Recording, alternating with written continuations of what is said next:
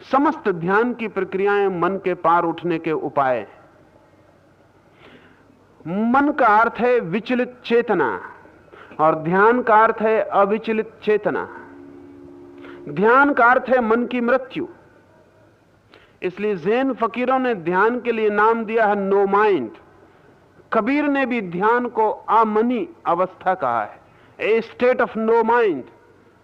ध्यान का अर्थ है जहां मन न रह जाए, जहां मन न बचे, जहां कोई विकल्प ना हो, जहां कोई द्वंद्व ना हो। अगर एक क्षण को भी मैं इस आंतरिक समता को पा जाऊं, जहां मन में कोई द्वंद्व ना हो, जहां कोई विपरीत भाव ना हो, जहां कोई कलह ना हो, कोई कॉन्फ्लिक्ट ना हो, एक क्षण को भी अगर ये समरसता भीतर आ जाए तो मैं निश्चय को उपलब्ध हुआ। उसी क्षण मुझे परमात्मा उपलब्ध हो जाए, उसी क्षण उसकी मुझे झलक मिल जाए, धागे की झलक मिल जाए मनकों के भीतर जो छिपा है। सूफी फकीर एक ध्यान का अभ्यास करते और करवाते हैं। पश्चिम में जॉर्ज गुरजिएफ ने भी उस ध्यान के प्रयोग को बहुत प्रचलित किया इस सदी में। सूफी फकीर उस प्रयोग को कहते हैं द एक्सरसाइज ऑफ हाल्ट, और गुरजिएफ ने कहा है उसे स्टॉप एक्सरसाइज, रुक जाने का प्रयोग। गुरजिएफ अपने साधकों को कहता था कि जब मैं कहूं स्टॉप, रुक जाओ, तो तुम जो भी कर रहे हो वैसे ही रुक जाना।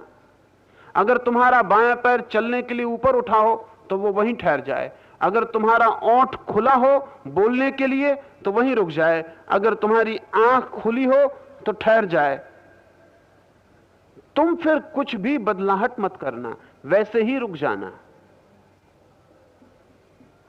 सूफी फकीर कहते हैं कि अगर एक क्षण को भी कोई पूर्णता से रुक जाए तो उसी पूर्णता के रुकावट के क्षण में, ठहरे होने के क्षण में, उस अगति में उसे निश्चय का अनुभव हो जाएगा। गुरजिएफ ये प्रयोग कर रहा था तिफलिस, रूस के एक छोटे से नगर में, एक नहर के पास पड़ाव डालकर अपने साधकों को पड़ा था। तंबू के भीतर बैठा था सुबह ही, और पास में ही नहर थी, लेकिन नहर बंद थी, पानी उसमें था नहीं। अचानक उसने चिल्ला के तंबू के भीतर से कहा स्टॉप, रुक जाओ। 3 साधक नहर को पार कर रहे थे, सूखी नहर को।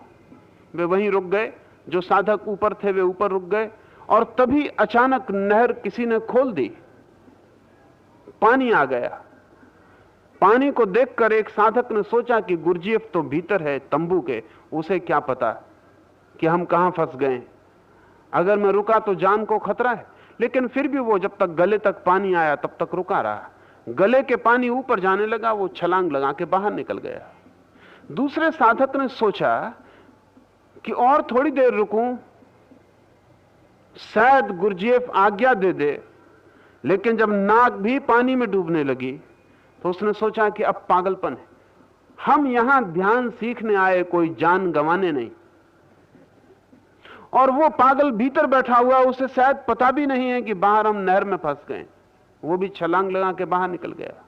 लेकिन तीसरे साधक ने सोचा कि जब तय ही कर लिया तो अब कोई बदलाहट नहीं। उसके सिर पर से पानी बहने लगा। गुरजिएफ भागा हुआ तंबू के बाहर आया, छलांग लगा के नहर में कूदा। उस तीसरे साधक को बेहोश बाहर निकाला गया। बेहोश बाहर से, शरीर में पानी भर गया, शरीर से पानी निकाला गया। लेकिन जैसे ही उसका शरीर होश में आया, उस व्यक्ति ने गुरजिएफ के चरणों में सिर रख दिया और उसने कहा कि अब मुझे सीखने को कुछ भी नहीं बचा, मैंने जान लिया। गुरजिएफ ने कहा कि इन सब शेष को भी कह दो कि तुमने क्या जाना। उसने कहा कि जिस क्षण मैं जान को भी खोने के लिए तैयार हो गया, उसी क्षण मैंने जाना कि मन भी खो गया।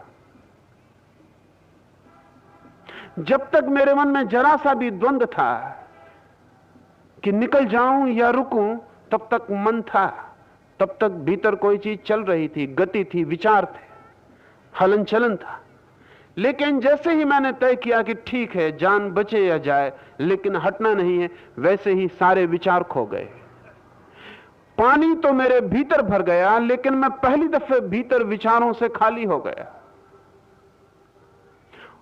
बाहर से तो मेरे प्राण संकट में पड़ गए, लेकिन पहली दफा मैंने भीतर उसके दर्शन कर लिए जिस पर कभी कोई संकट नहीं पड़ सकता है। मैं मर भी जाता तो अब कोई हर्ज ना था, क्योंकि मैंने उसकी झलक पाली जो कभी नहीं मरता है।